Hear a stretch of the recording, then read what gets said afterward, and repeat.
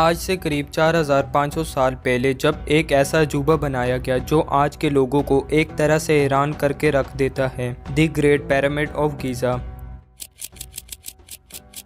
147 metre की height पर इंसानों के जरिए बनाई गई ये सबसे ऊंची चीज़ थी पिछले 600 सालों तक।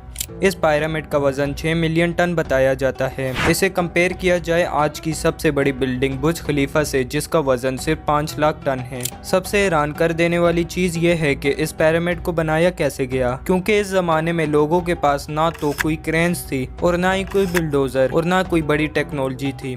यहाँ तक कि इन लोगों के पास व्हीकल्स भी नहीं थी जिनको वो इस्तेमाल करके बड़े पत्थरों को एक जगह से दूसरी जगह ले जाते। ये सब चीज़ों के ना होने के बावजूद भी इन्होंने एक ऐसा मोन्यूमेंट बनाया जो आज के दिन तक खड़ा हुआ है। The Great Pyramid is arguably the most enigmatic structure on the face of the earth.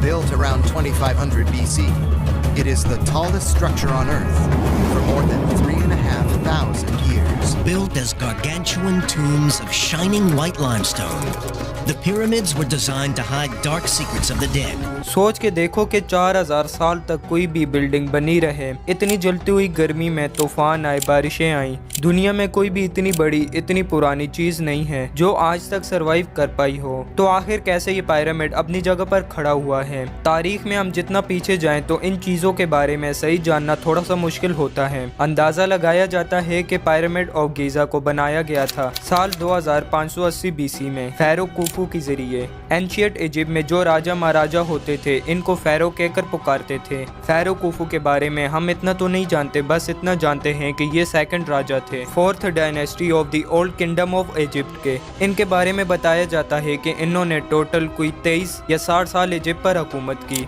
आपको बताएं कि ये एक अकेला पिरामिड नहीं है, इसके साथ साथ 2 और भी पिरामिड हैं जो कि एक दूसरे से मिलते जुलते हैं। इन तीनों में से सबसे बड़ा पिरामिड, जिसे हम कहते हैं the great pyramid of Giza, और इसको पिरामिड ऑफ कुफू भी कहते हैं। और इसी के साथ इजिप्ट का दूसरा पिरामिड, पिरामिड ऑफ खाफरे, इसके बारे में कहा जाता है कि ये कुफू के बेटे खाफरे ने अपने लिए बनवाया था। और इसके साथ एक और है जिसे कहते हैं द पिरामिड ऑफ मेनकोरी, और इसके बारे में बताया जाता है कि ये खाफरे के बेटे ने बनाया था। इस जमाने में बनाई गई ये अकेले पिरामिड नहीं है। इन सब पिरामिड के बारे में बताया जाता है कि ये 118 पिरामिड मौजूद हैं इजिप्ट में, और अलग अलग शेप और साइज के। इनमें कई पिरामिड्स खराब मौसम की वजह से टूट भी गए हैं और बहुत कम ही अच्छी कंडीशन में बचे हैं। और सबसे मजबूत यही 3 पिरामिड हैं, specially the great pyramid of Giza. क्या वजह थी कि इतने बड़े पिरामिड्स बनाए गए? इसके पीछे ये वजह है कि इन्हें एक मकबरे के तौर पर बनाया गया था। इनमें फेरोज को दफनाया जाता था। सिंपली बात यह है कि ये लोग आफ्टर लाइफ पर यकीन रखते थे। इनका मानना था कि मरने के बाद जिंदगी खत्म नहीं होती, बल्कि मरने के बाद इनकी रूह अंडरवर्ल्ड में जाती है, जहां गॉड इनकी रूहों को जज करते हैं। जिन लोगों ने इस दुनिया में अच्छा किया है वो हमेशा के लिए जिंदा रहते हैं। और इन पिरामिड्स में ये अपनी हर जरूरी अशिया को रखते थे ताकि आफ्टर लाइफ जिंदा होकर इन्हें इस्तेमाल में लाएं। और इनके मरने के बाद इनको मम्मी टाइप बना दिया जाता था और वुडन या स्टोन कॉफिन में दफना कर रख दिया जाता था।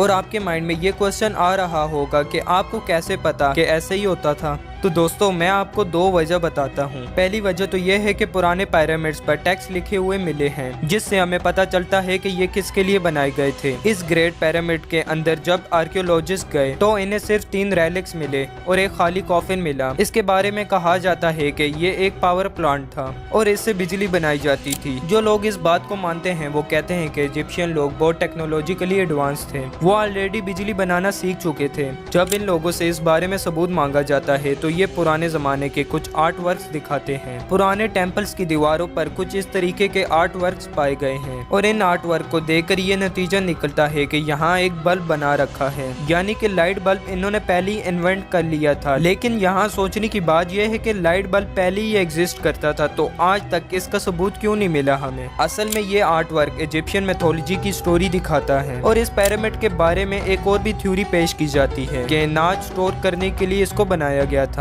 इस थ्योरी को बताया था अमेरिकन पॉलिटिशियन बेन कार्सन ने साल 1998 में। इसके मुताबिक ये इनकी पर्सनल थ्योरी है। इनका ये कहना है कि इन पिरामिड्स को एक्चुअली जीसस क्राइस्ट के फादर ने बनाया था। देखा जाए तो हिस्टोरियन भी ये बात मानते हैं कि ग्रेट पिरामिड ऑफ गीजा को एक मकबरे के तौर पर बनाया गया था। इस जमाने में माना जाता था कि जितना आलीशान मकबरा होगा और जितना ही खजाना और खाने की चीजें रखी जाएंगी, इतनी ही ज्यादा अच्छी गुजरेगी हमारे राजा की आफ्टर लाइफ। लेकिन अब आते हैं सबसे बड़े सवाल पर कि इन पिरामिड्स को एक्चुअली कैसे बनाया गया था, और इसमें सबसे मिस्टीरियस चीज यही है, इस जमाने के लोगों ने कैसे 137 मीटर ऊंची इमारत खड़ी कर दी जिसे इतने बड़े बड़े पत्थरों से बनाया गया है। इन पत्थरों का वजन अपने आप में 2.5 टन से लेकर 80 टन के बीच में है। हर पत्थर को इतनी बारीकी से काटा गया है, जबकि काटने के लिए इस जमाने में कोई टूल भी नहीं मौजूद था। और फिर इन पत्थरों को एक दूसरे के ऊपर कैसे लगाया गया, जबकि ये लोग किसी मशीन का भी इस्तेमाल नहीं कर रहे थे। लेकिन ये सब इन्होंने कर दिखाया सिर्फ 20 सालों के अंदर अंदर। कई मूवीज में दिखाया जाता है कि इन पिरामिड्स को गुलामों के जरिए बनाया गया था, लेकिन आज ये माना जाता है कि एक्चुअली ऐसा बिल्कुल भी नहीं हुआ था। जो लोग इन पिरामिड्स को बनाने के लिए काम किया करते थे वो हाईली स्किल्ड लेबर्स थे। इनको भूखा रख कर मारा पीटा नहीं जाता था, बल्कि इन्हें अच्छे से खाना खिलाया जाता था ताकि वो अच्छे से काम कर सके। ये लोग अपने राजा पर बहुत भरोसा करते थे और बताया जाता है कि 20 से 30 हजार वर्कर्स ने मिलकर इनके पिरामिड्स को बनाया, जिन्होंने दिन में 10-10 घंटे काम किया इस ग्रेट पिरामिड ऑफ गीजा को बनाने के लिए। आपको आज की वीडियो पसंद आई है तो इस वीडियो को लाइक करें और दोस्तों के साथ शेयर करें, और इस चैनल को सब्सक्राइब करना मत भूलिएगा। मिलते हैं नेक्स्ट वीडियो में, तब तक के लिए अल्लाह हाफिज़ एंड थैंक्स फॉर वॉचिंग।